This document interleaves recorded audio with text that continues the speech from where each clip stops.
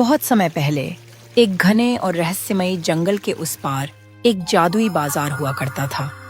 कहते हैं वहां ऐसी ऐसी चमत्कारी चीजें मिलती थीं जिनकी कल्पना करना भी कठिन था, लेकिन उस बाजार तक पहुंचना आसान नहीं था। जंगल से थोड़ी दूर एक छोटा सा गांव था। गांव के लोग जादुई बाजार की बातें तो सुनते थे, पर किसी में वहां जाने की हिम्मत न थी।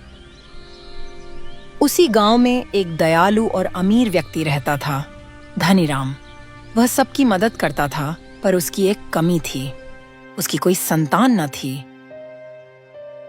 सुनो जी, कितना अच्छा होता अगर भगवान हमें भी एक औलाद दे देते। हाँ सीमा, भगवान की मर्जी पर है सब, और ये गांव वाले भी तो हमारे अपने बच्चों जैसे ही हैं। हाँ, आप ठीक कह रहे हैं। चलिए, मैं घर के काम निपटा लेती हूँ।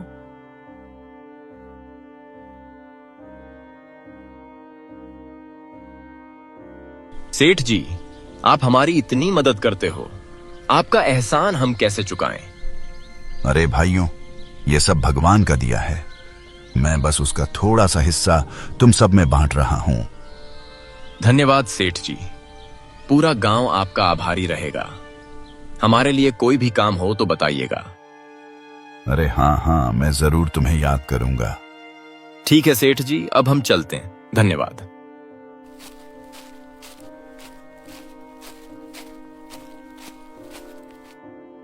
गांव में कालीचरण नाम का एक सरपंच भी था, जो क्रूर था और सत्ता का भूखा था। अरे मोहन, बताओ क्या खबर लाए हो गांव की? सरपंच साहब, लगता है इस बार आप सरपंच की कुर्सी पर नहीं बैठ पाएंगे। क्या फजूल बातें कर रहा है तू?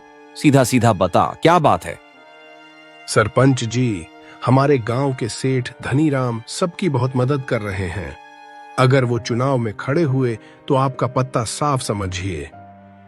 अरे मोहन, मैं ऐसा होने नहीं दूंगा। उससे पहले ही मैं धनीराम को रास्ते से हटा दूंगा। क्या करोगे आप? वो तो मैं तुझे कल बताऊंगा। पहले मुझे उससे एक बार मिल लेने दे।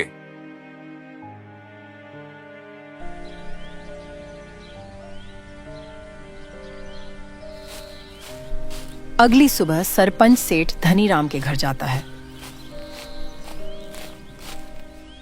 अरे आइए आइए सरपंच जी, आज कैसे आना हुआ मेरे घर की तरफ? कुछ नहीं, बस गांव का चक्कर लगा रहा था तो सोचा आपसे भी मिलता चलूं। वैसे एक बात सुनी है, कहते हैं आप गांव वालों को बिगाड़ रहे हैं। अरे ये आप क्या कह रहे हैं सरपंच जी? मैंने ऐसा क्या कर दिया? मेरा मतलब ये है कि आप गांव वालों की बहुत मदद कर रहे हैं। इससे उन्हें फ्री में खाने की आदत पड़ जाएगी। नहीं सरपंच जी, मैं तो बस उनकी मदद कर रहा हूं, बिगाड़ने का तो सवाल ही नहीं उठता। मुझे लगता है कि आपको उनकी इतनी मदद नहीं करनी चाहिए। सरपंच जी, मैं उनकी मदद करता रहूंगा, मुझे अच्छा लगता है बस। ठीक है सेठ जी, जैसे आपकी मर्जी। अब मैं चलता हूं।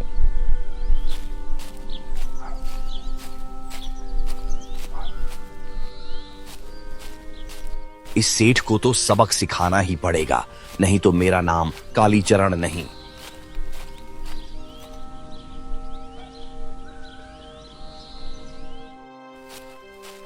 अगले दिन सरपंच मोहन को घर पर बुलाता है।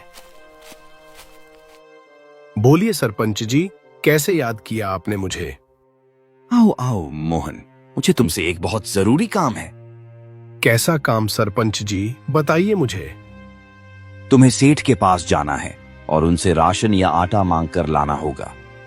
ठीक है सरपंच जी, पर किस काम के लिए? आप तो मुझे खुद ही राशन दे देते हैं।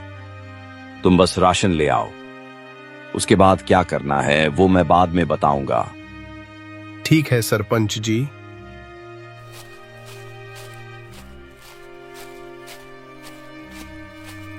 मोहन सेठ के घर पहुंचता है। सेठ अपने घर में आराम से बैठकर चाय पी रहा होता है कि तभी मोहन आता है।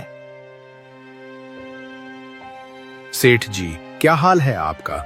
मुझे आपसे एक काम था। बोलो मोहन, क्या काम है तुम्हें? सेठ जी, मुझे थोड़ा आटा या राशन चाहिए। मेरे घर में सारा सामान खत्म हो रहा है। ठीक है मोहन, मैं अभी तुम्हें राशन देता हूँ। सेठ राशन लाकर देता है। धन्यवाद सेठ जी, आपका यह एहसान मैं कभी नहीं भूलूंगा। अब मैं चलता हूँ।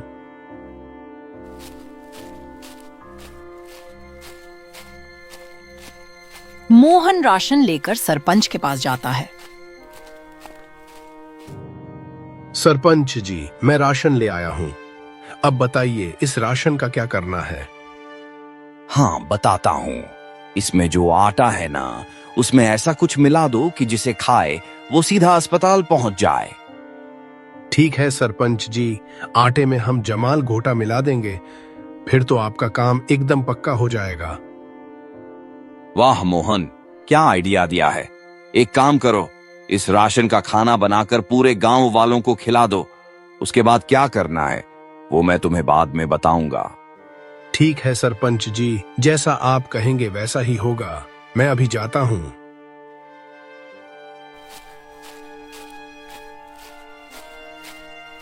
मोहन राशन लेकर अपने घर चला जाता है।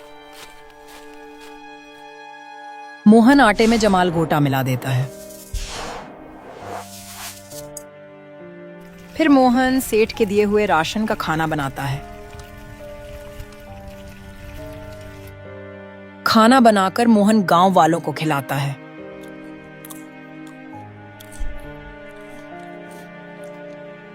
गांव वाले खाना खाते ही पेट पकड़ने लगते हैं।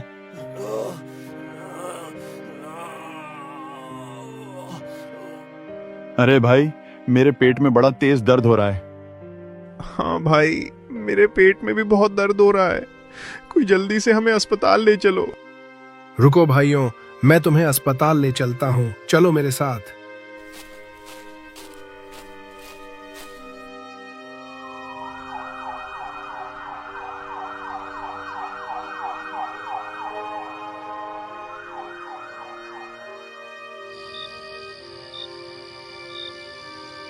दो दिन बीत जाते हैं। तीनों की तबीयत धीरे धीरे ठीक हो जाती है। ठीक होते ही वे सीधे सरपंच के घर की ओर निकल पड़ते हैं। जैसे ही तीनों आदमी सरपंच के घर पहुंचते हैं, वहां मोहन पहले से ही मौजूद होता है। सरपंच जी, हमें मोहन के खिलाफ पंचायत बुलानी है। क्यों? ऐसा क्या कर दिया मोहन ने कि तुम लोगों को पंचायत बुलानी पड़ रही है? सरपंच जी, मोहन ने हमें घर बुलाकर खराब खाना खिलाया। हम सबकी तबीयत बिगड़ गई। हम 2 दिन अस्पताल में पड़े रहे, तब जाकर ठीक हुए। अरे नहीं सरपंच जी, वो राशन तो मुझे सेठ जी ने दिया था, उसी से मैंने खाना बनाया। मैंने कोई गलती नहीं की। ठीक है, तो फिर कल सब पंचायत में आ जाना। वहीं होगा दूध का दूध और पानी का पानी।